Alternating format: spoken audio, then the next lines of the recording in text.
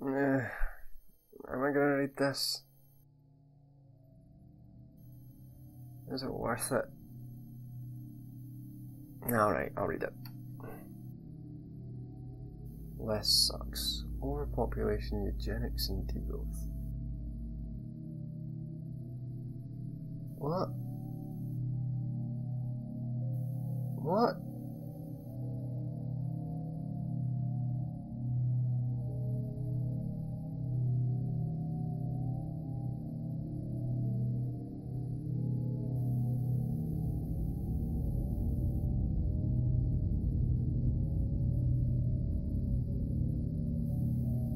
What?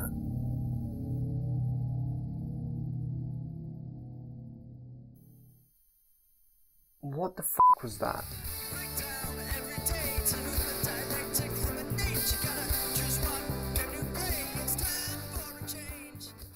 Over the past few years, degrowth as an analytic field, as well as a proposed political praxis, has entered into the political lexicon of an increasing number of people. With its growing presence in the discourse has come an increased diversity in its expressions, with more technocratic versions, more right-wing versions, and more radical versions. This video is concerned with its radical versions and the coterie of ghouls who seek to misrepresent, mischaracterise, and straight up lie about its political prescriptions. Because as its popularity has grown, so too has the number of bizarre lies produced by strange wee malcontents.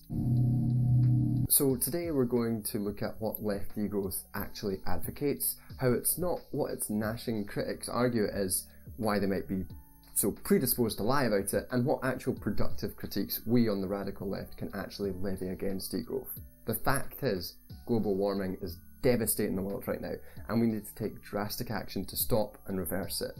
This action must be bound up with a radical politics, or else it'll simply reproduce existing global divisions. We need a communist degrowth.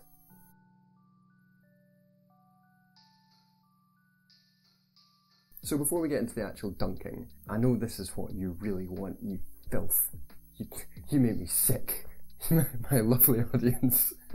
Before we get into the dunking, we first need to sketch out what degrowth actually is. And I have an older video which talks about this, but it's worth going over again, for myself and everyone else. But in essence, degrowth critiques the constant expansion which is necessitated by the capitalist mode of production, expansion of commodity production, of resource use, and of global inequalities. Such expansion increases not only carbon output from reliance on fossil fuels for energy and production, but increases in the general material throughput of the economy, that is, the total amount of stuff that's used.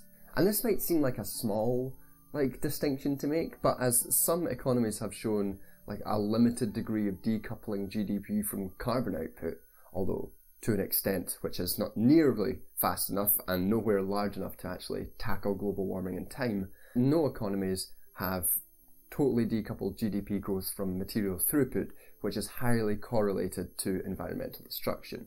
Just think about how mining or logging is required to get the material inputs for a lot of production. Mining coltan for electric car batteries still destroys environments, obviously. And it's not really about reducing GDP, but GDP is often seen as an indicator of the material processes at work. And, as a note, analysis of global GDP is highly correlated with increased carbon output, increased environmental degradation, despite the fact that individual economies have shown some degree of limited decoupling. This material process of capitalist growth is connected to the Marxist concept of the metabolic rift. This concept relates to the ways in which capitalism alters the relationship between humanity and nature, separating the two and subordinating nature to human mastery, which ends up resulting in massive environmental degradation. For the first time, nature, under capitalism, becomes purely an object for humankind, purely a matter of utility, ceases to be recognised as a power for itself, and the theoretical discovery of its autonomous laws appear merely as a ruse so as to subjugate it under human needs, whether as an object of consumption or as a means of production. So Marx was originally thinking about soil degradation and sustainability when this concept was originally formulated, but it's obviously extremely relevant, not just for talking about capitalist extraction, but in showing how embedded the instrumentalization of nature is for many people on the left. People like Aaron Bastani, whose book Fully Automated Luxury Communism recognises the impact of extraction on the environment, but looks to technology and mining asteroids. Fucking, come on, Aaron. We can do better than this. I asked Michael why it was easier to train oil drillers to become astronauts than it was to train astronauts to become oil drillers, and he told me to shut the fuck up. Mining asteroids to overcome extractivism and the limits of material resources on Earth. Books like this are still reproducing capitalist logics about mastery over nature, and in fact, that's the exact phrase used repeatedly in Bastani's book. Degrowth then seeks to overcome this instrumentalization of nature, and it understands humanity as intrinsically part of nature, and thus doesn't believe that increased mastery over it will solve global warming and degradation. Which is, not to say that we abandon technological advances. Obviously, advances in green power are essential. Rather, it's that we are aware that without the fundamental reorganisation of production alongside a reorganisation of our relationship with the planet, technological advances will fall far short of what's needed. For degrowth, advances in technology are critiqued when they are used to justify the maintenance of the current extractivist economic system. While the capitalist economic model, which requires constantly expanding commodity production, exists, nature will always be instrumentalized to serve that production. But even in really existing socialism, this capitalist view of nature has often been sort of smuggled in. And we see some of that stuff reproduced with Bastani and Fully Automated Luxury Communism. So degrowth then doesn't just say we overthrow capitalism and that's that. We're done. Dust it off. It's all fine. Environmentalism is solved. Fucking that's it. But rather it's concerned about the ways in which we overcome capitalism and the ways in which we must fundamentally alter our relationship with nature and the ways in which energy and consumption are unequally distributed across the globe. And this leads us to the level of practicality. People are like, oh, what does degrowth actually say? What does degrowth actually say? Hold your horses. I'm about to say that. Firstly, the overwhelming brunt of its prescriptions has to be shouldered by the global north, because it's through colonial and imperial looting that global inequality and the massive current system of extractivism was created and is sustained, and we are cumulatively by far the largest polluters. So obviously one of the first things that we have to do is massively downscale fossil fuel usage while massively scaling up green energy sources. An easy one, simple, everybody knows it, no problem. We also need to abolish or massively scale down socially harmful industries like the arms manufacturing industry. Nobody needs that, we don't need that, we can stop, right? But we can also get rid of advertising or industrial meat production, all of which are big polluters and not necessarily needed. There's a level of altering individualistic consumption habits in favour of collective living through things like drastically reducing personal car usage in favour of public transport, and yes, to add to the discourse, swapping out, individual washing machines for communal laundromats. Importantly though, these changes in consumption habits aren't meant to be like, everyone changes their consumption habits and therefore we will overcome capitalism. They're about systemically altering what is available to people, what people can do. So that would include, obviously, massively increasing public transport, massively making it free, decommodifying it, making laundromats free, decommodifying them, and all these things. It's not driven by the individual changing their habits, but by a systemic revolution in what is available for people to do. And obviously, alongside things like the last point on laundromats, we'd need to break down gender divisions of labour, where women bear the brunt of socially reproductive labour like cleaning and laundry. I saw some people be like, this would be really hard for women if we had communal laundromats. And you're like, well, obviously in a communist system, we're going to try and break down those gender divisions of labour. We're not trying to keep everything the same, except degrowth. which is something that comes up a lot and will be coming up a lot later on. Finally, Degrowth argues that the massive and disproportionate consumption of commodities produced in the global south for consumption in the global north has to be massively downscaled. This may include getting rid of built-in obsolescence, or abolishing fast fashion, or reducing the unreasonably vast number of commodities which are essentially the same, massively reducing food waste, and doing things like, getting rid of or downscaling consumption of single-use plastics. And this is not a comprehensive list, but the idea that we need to drastically reduce the consumption of commodities produced in the global south is an essential part of degrowth, and one which is extremely relevant when we talk about some of the supposed left-wing critiques of this politics. Remembering my video on globalization, which described how imperialism rests on exporting global commodity production to the global south, we can see how, essentially, degrowth requires the destruction of global imperialism. And it's funny how none of these people seem to mention that. It's malcontents I'm referring to, the people who will be doing our dunking on later if you just hold your horses. And this may all seem like advocating a drastically lowered living standard for those in the global north, but this is only the case if we believe commodity consumption is equivalent of a good life. And I don't believe that. I'm a communist. I even have a badge. Where's my badge? Where's my communist badge? There we go, see? You can't prove me wrong. I got a wee Lenin badge. I like my wee Lenin badge. I earned that badge by saying the word dialectics 100 times in a row, and they give you the badge. So the only way that degrowth works without making life worse for people is by overturning capitalism, reorganising social life, and massively redistributing time and resources. It only works by taking back the means of production and decommodifying all public goods and services. And speaking for myself, I think I'd rather suffer some inconveniences like not having access to 900 types of fucking jam or something, or having to go to a community laundromat if it meant that I wasn't desperately scrambling to survive under capitalism. In fact, I think I'd be pretty happy with that, and I like jam. Why did I pick jam? I don't know, but I do like jam. And this is an essential point because many criticisms I see of degrowth want to view it not as a systemic critique of global imperialist capitalism, but as an individualistic view of consumption politics. They say, oh, laundromats are expensive, I'm too busy for that, or I can't use public transport, it's too bad, it's too expensive and inefficient, or I need to update my phone every year to keep up with work. And all these perspectives which willfully ignore that degrowth goes hand in hand with a wider movement of radical politics. And it's with this willful ignorance that we can move on to the stuff that you're really here for.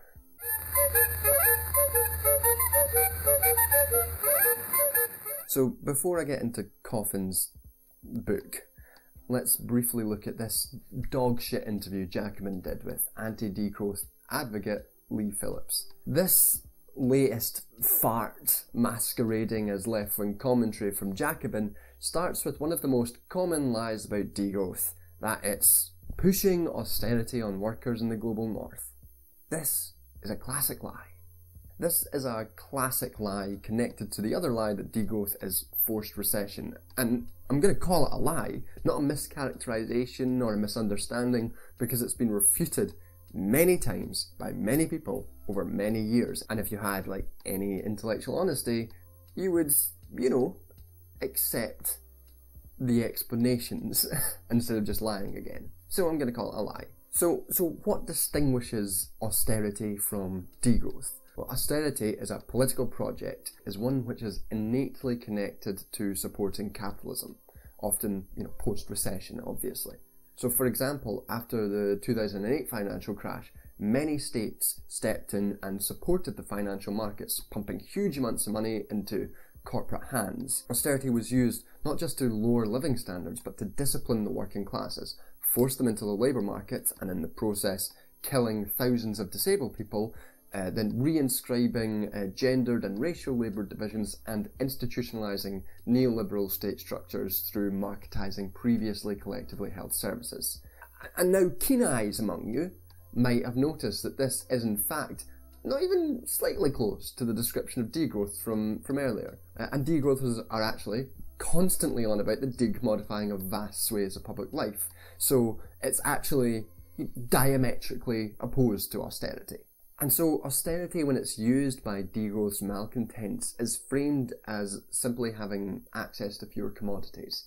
And as such, they're not just attacking degrowth, but actually obscuring what austerity is and what it's for. Austerity and economic recession are pinned to degrowth because for many people, economic growth is seen as the only way to improve living standards.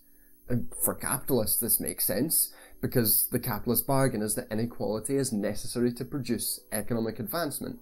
A rising tide raises all boats. But for those on the left to accept this bargain is fucking bizarre, and betrays like a deeply limited vision for social justice. Under degrowth, we may have access to less of some stuff, but with a decommodification of huge swathes of society and massive redistribution from the wealthy to the rest, degrowth paradoxically advocates for greater abundance.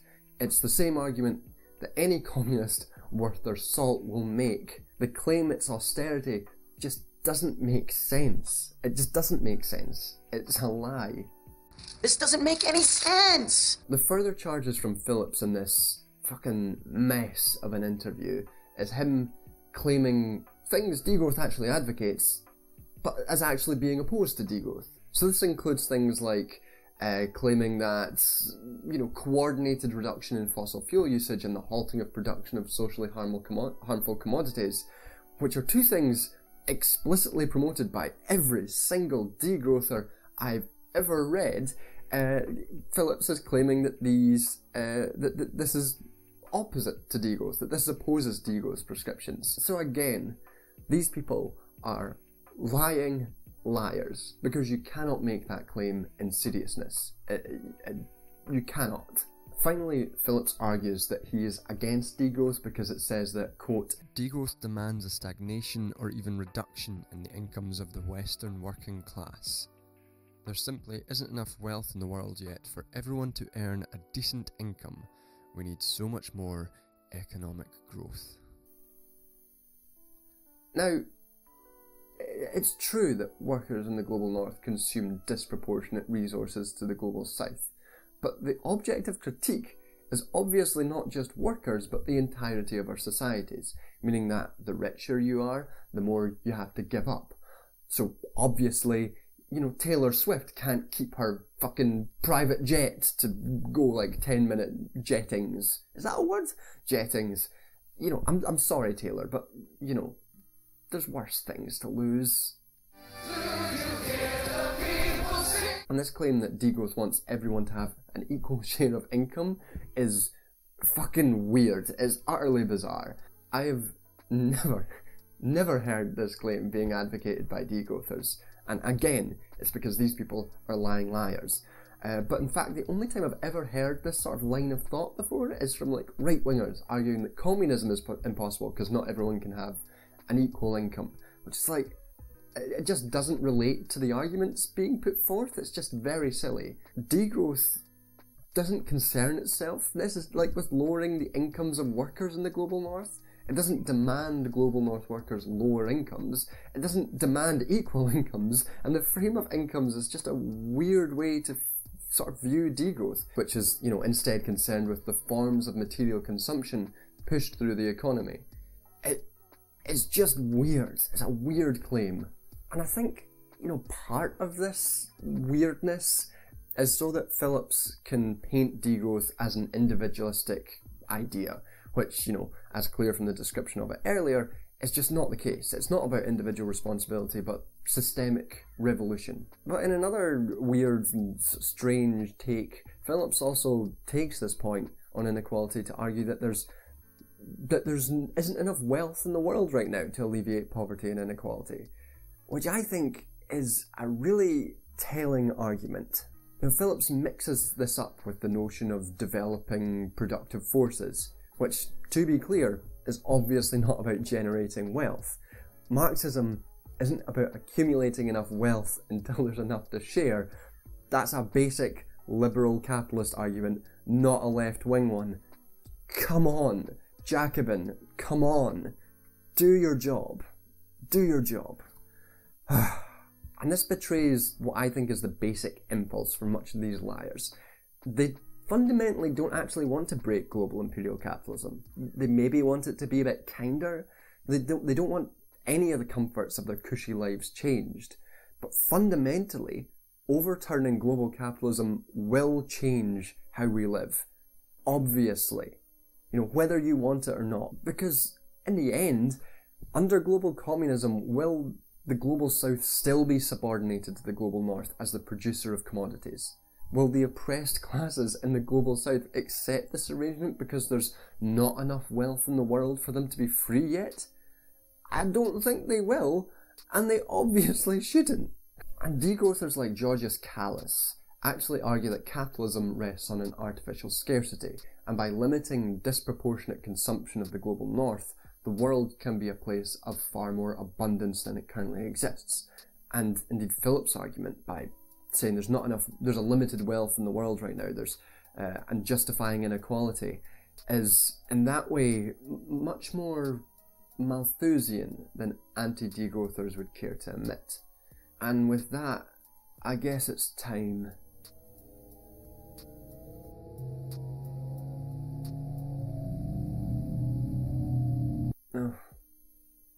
So, Peter Coffin wrote what could very generously be described as a book. In this 70-page pamphlet, Coffin focuses, focus is a strong word given how much of a mess it is, but they basically try to argue that degrowth is actually Malthusian population control. Another classic accusation levelled against degrowth, which many have variously denied many times. And in fact, by highlighting that it's the wealthiest who are disproportionately responsible for environmental destruction, degrowth specifically repudiates population control rhetoric. But what's truth to Peter Coffin? Coffin's inventively titled Less Sucks, which is a very, very clever attack on Jason Hickel's book Less is More, which, by the way, is a book I don't particularly like. I think I wouldn't recommend that book as an introduction. I think there are much better introductions to degrowth. This one, Degrowth, The Future is Degrowth, A Guide to a World Beyond Capitalism. This is probably the best introduction to degrowth I've ever read. So don't go running to Less is More. But I'm being forced to defend it here. Less Sucks begins with Peter somehow fucking up a Christmas Carol analogy, which is very funny to me, using a tone which can really only be described as cloying, because this was a YouTube video that got made into a fake book, and retained the tone of a YouTube video, which does not work. As someone who writes in both mediums, you cannot do that. It doesn't work on paper. But Coffin retains it with this sort of cloying tone, and they basically say that when when Ebenezer Scrooge says the poor should die and reduce the surplus population, that he, quote, knew how important it was to degrow the economy because there just aren't enough resources to support this many people. It's not necessarily that there are too many people, mind you, but because there are not enough resources.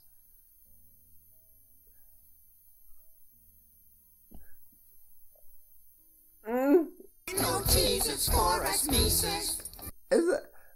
Is that what Ebenezer Scrooge was on about? I actually don't know how you fuck up an analogy like this so badly. Like Ebenezer Scrooge, the capitalist moral boogeyman, obsessed with growing his profits and dismissive of unproductive surplus classes, wants to degrow the economy? Like, I know that Coffin's trying to, very gracefully tie depopulation to degrowth, but no one's fooled by this, right? Like, nobody in the world has ever thought that the message of A Christmas Carol is that Ebenezer Scrooge should stop trying to degrow the economy and instead focus on economic growth, right? Like, this is page 2, and it's already absurd. And one thing that's actually worth picking up on is the accusation that degrowth is concerned with there not being enough resources to sustain populations. And this is a theme present throughout Peter's scribblings, and it will surprise none of you to learn that it has no relation to degrowth theory, which is concerned not with reducing population levels to save resources, but reorganising the economy and society in such a way as to reverse global warming and reduce environmental damage. In that sense, it serves to more effectively sustain global populations, but again, what's the truth? It doesn't matter, fuck it. Callus, who is cited disparagingly in Less Sucks, I hate saying that title every time, Callus makes this clear when he argues that limits aren't they're not naturally occurring phenomenon. Like, limited resources isn't the issue being tackled, which is, not to say that things like global warming isn't real, it obviously is, but that for the ruling classes, they might very happily accept a significant amount of warming to the detriment of oppressed classes across the globe, so long as their position was secured. Global warming, resource limitation, may not be a limit for capitalism. Technological development and super-exploitation will always be there to support capitalism, even as it decimates the oppressed classes across the globe.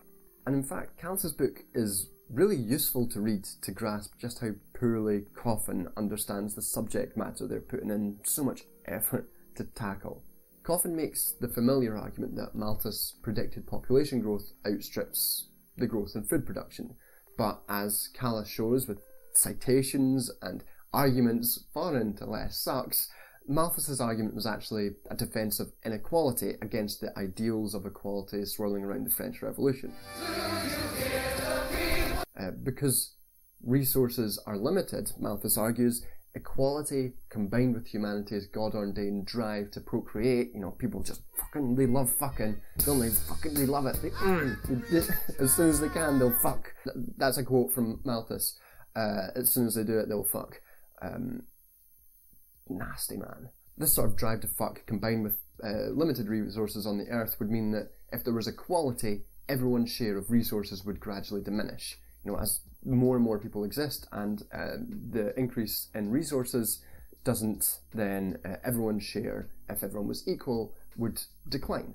A wee maths problem for you. And this sort of system of equality would then lead some to protect their resources, which leads to private property, which leads to the unequal relations of the status quo of England at the time. So if you've ever read any social contract theories and their state of nature idea, this formulation should be really familiar. And understood like this, we can see how Lee Phillips was reproducing Malthusian ideas when he argued that wealth in the world is too limited right now for equality. Because, if everyone had access to the same wealth, then everyone would be poor, according to Phillips's argument and Malthus's sort of logic. So how does Callus differ from Coffin's understanding? Well, for Malthus, a population growth is not a spectre which needs to be forcibly kept in check. He didn't believe in birth control, for example, but rather that populations are naturally kept in check by their productive capacity to generate food and the resources needed for their survival. And as such, the poor laws which make, the poor lazy are actually harming them by stopping them from working hard enough to keep up with the levels of production, to keep their populations steady. And this logic should actually remind you of austerity politics, which often demonises the unemployed or the disabled or mothers who care instead of doing waged work as being lazy, drains on society.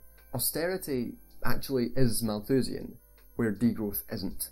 Surplus populations are those which don't play their part in the Malthusian capitalist sense and therefore shouldn't be supported because they're a drain. They're a drain on society. We're all in this together, but which means that if you don't play your part, you're a drain on society. That's the basic argument of Malthus.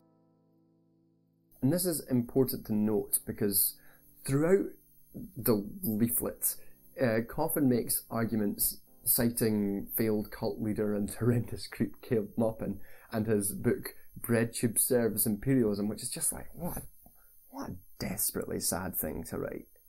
Like, who's that shaken by a series of not very well off fucking YouTubers writing little videos that they do a whole book about how they're actually doing imperialism?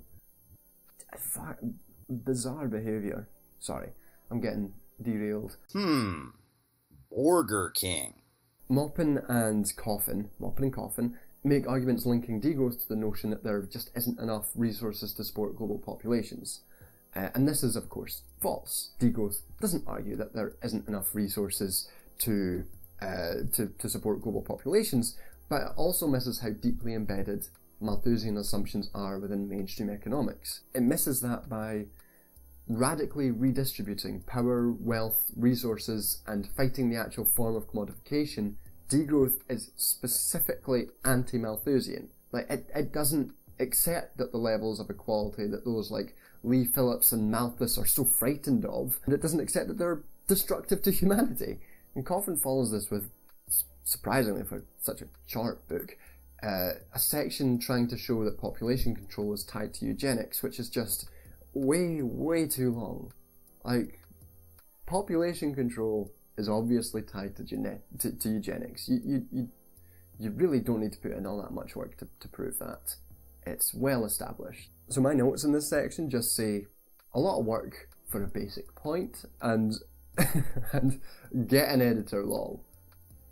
This whole chapter though just reads really weird as well. Like, it has a whole section about Plato and Jeffrey Epstein wanting depopulation, which is just like, so I think they're trying to say that degrowthers believe in depopulation, which they don't, so they're just like Epstein, which is bizarre and fucking gross. Like, that's just really just a horrendously gross accusation. Yeah, I think that's what's going on there. It's really bad. And in fact, there's like a whole theme in this book about how Plato and the ancient Greeks were terrible eugenicists, which is like, what do you want me to do with this information? How is it related to degrowth? Making Aristotle and everybody else on Earth look like a bitch. And it came up a lot in the early chapters of the book, and I was just utterly confused as to what its relevance was until chapter 3, when Coffin cites Murray Bookchin, who argues that pre-capitalism, many cultures, including ancient Greece, saw limits to wealth accumulation as a moral virtue. "Ah," says Coffin, "you're citing an ancient Greek virtue, so you must also believe in eugenics." We've entered the fucking mind dojo here, folks. We've entered the real hardcore mind battles in less sucks. All right, everyone.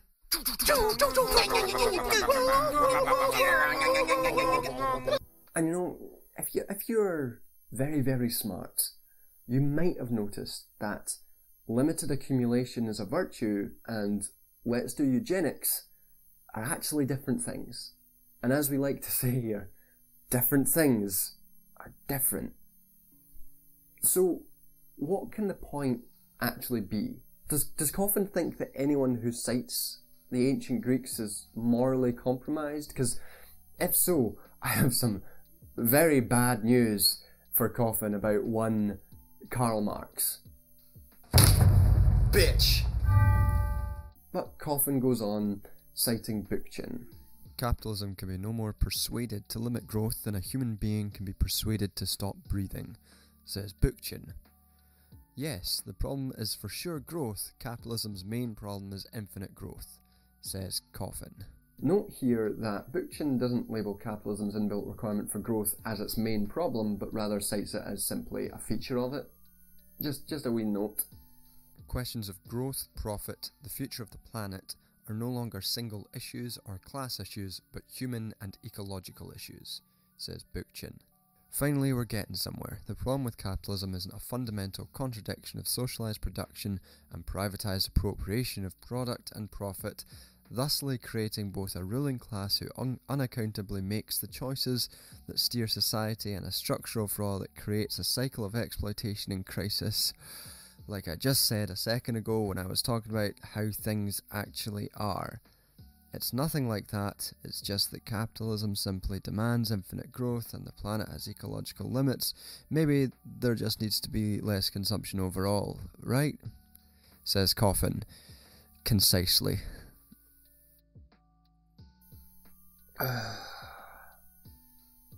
So again here, the Bookchin quote cited by Coffin doesn't relate to the analysis which then follows. At no point here does Bookchin argue that the private ownership of production and a class politics to overthrow it is irrelevant. Rather, he's just making it clear that the ecological impacts of capitalism are not confined to the oppressed classes, but affect all classes. I didn't even need more context to discover that point. I simply used a really neat trick I've developed called read the stuff you're quoting. You know, you have to read the stuff you're quoting, Peter. Otherwise, you might look silly. And like, you could argue that, you know, the capitalist class is able to protect itself from the effects of global warming, which would be a fair argument to show like the different levels to which it might affect, ecological collapse might affect different classes. But that's not what Coffin is saying here. That's not the interpretation that they are criticising. And I think it's still a fair point to argue that even if you can protect yourself, the impacts of global warming still affect the whole world, the whole of humanity, and every class. It just means that the capitalist class has to do things to protect itself from them. You know, a legitimate criticism you could make. Unfortunately, Coffin doesn't.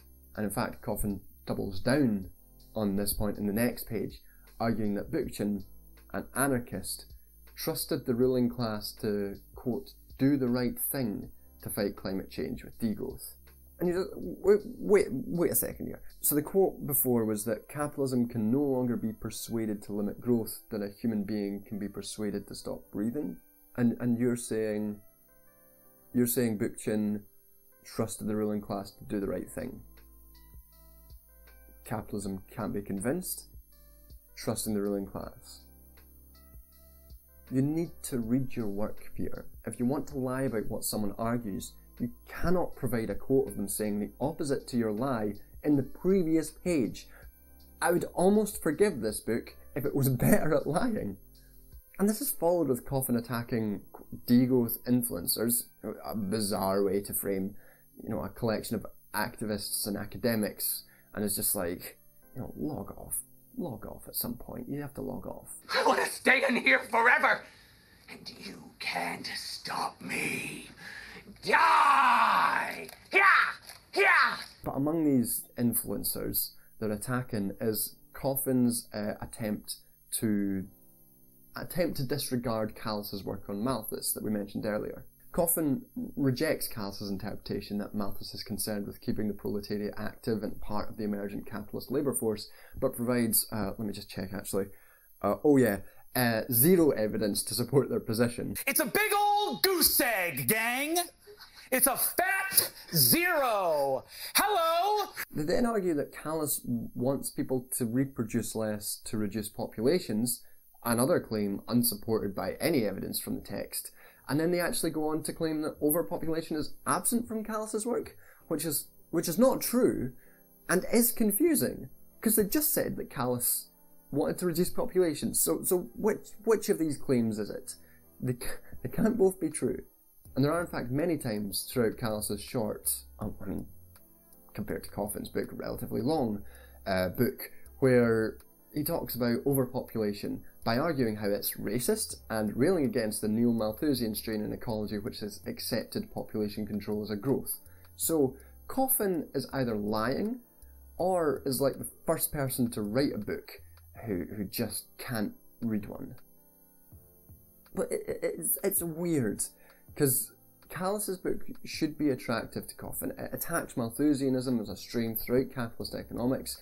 It attacks the notion of a limited world with limited resources, and it attacks the famous Limits to Growth paper, which argues that there are natural limits to capitalism's ability to grow. Callus calls the Limits to Growth paper Malthusian in the proper sense, but Coffin spends a great deal of the remaining chapter attacking the Limits to Growth paper and arguing that Callus and Jason Hickel agree with it, which is another common claim about degrowth, actually.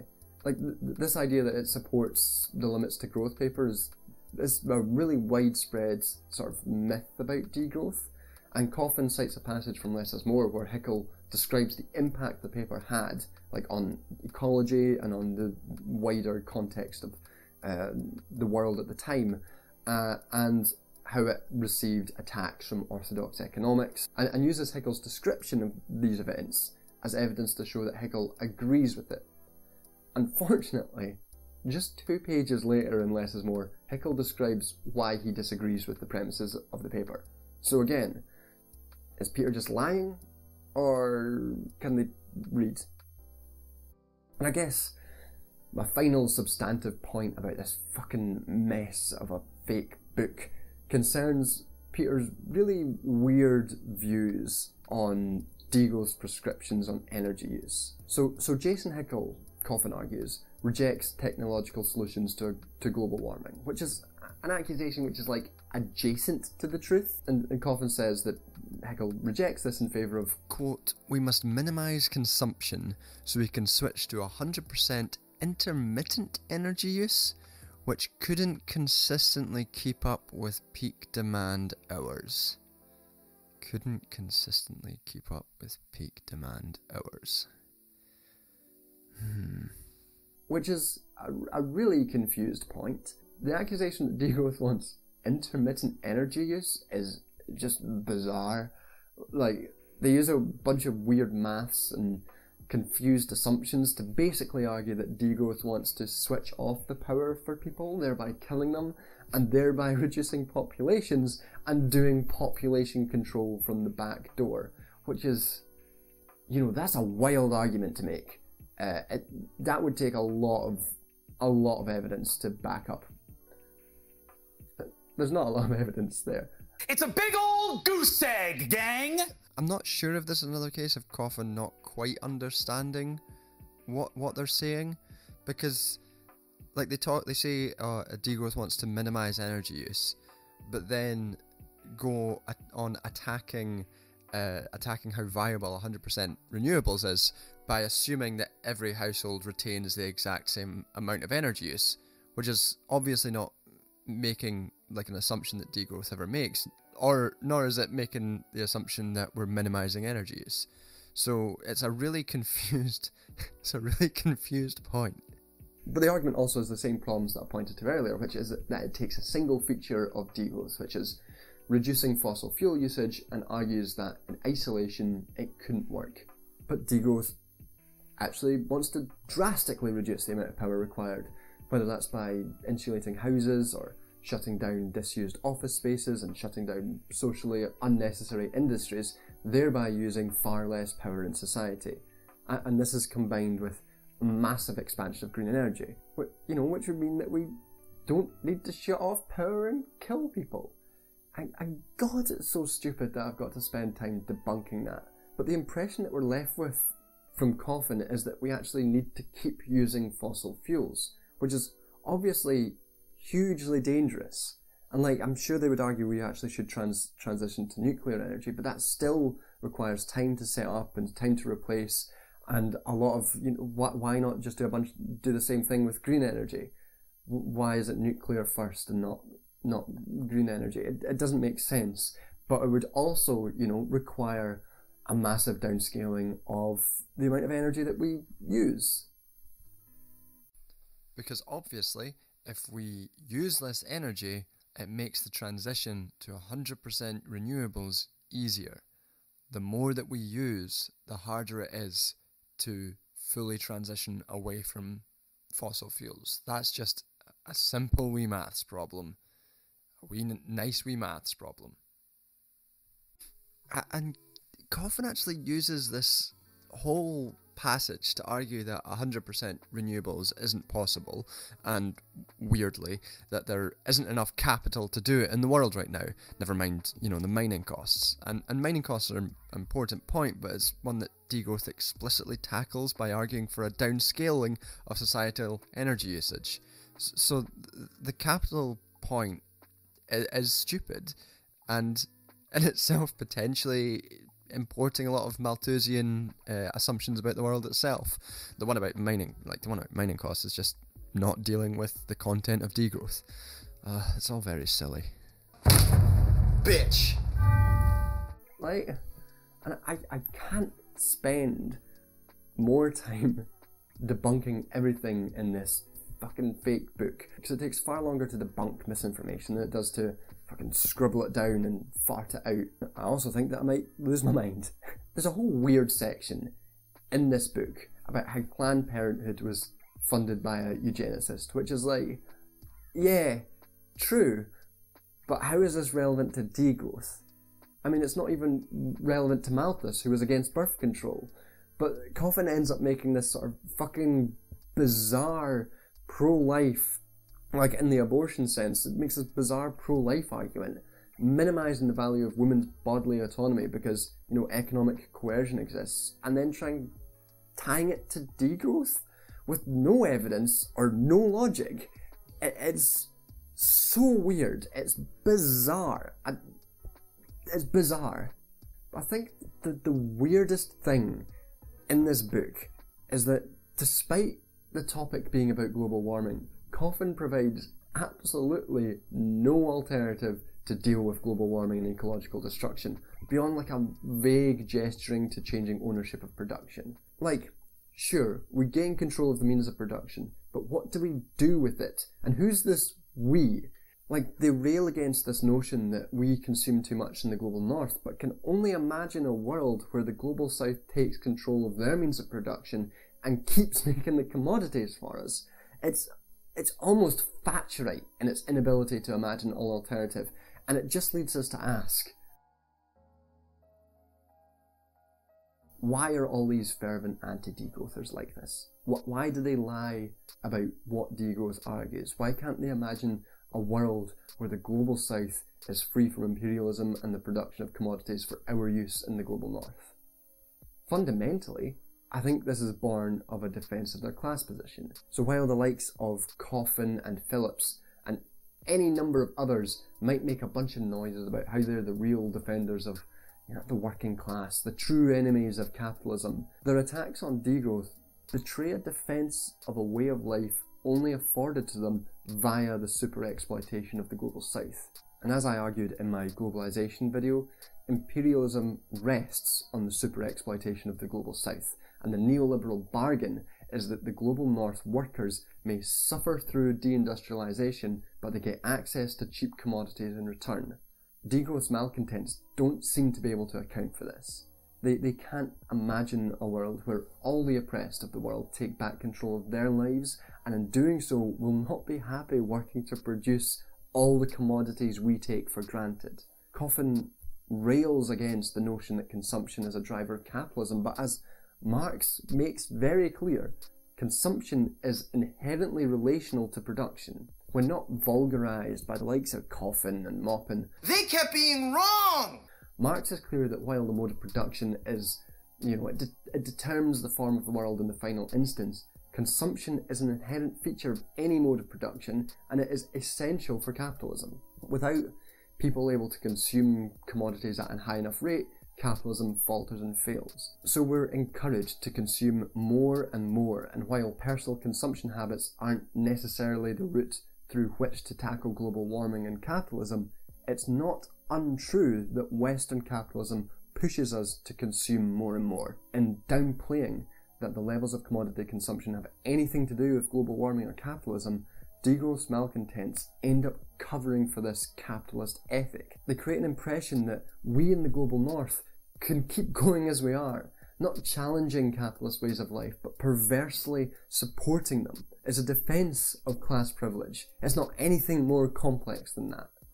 So when someone argues that the global north can still consume as much as we do now, you just have to ask, who's producing your commodities? And why can't they be free? So this isn't a comprehensive defence of degrowth, nor is it a comprehensive critique of its malcontents.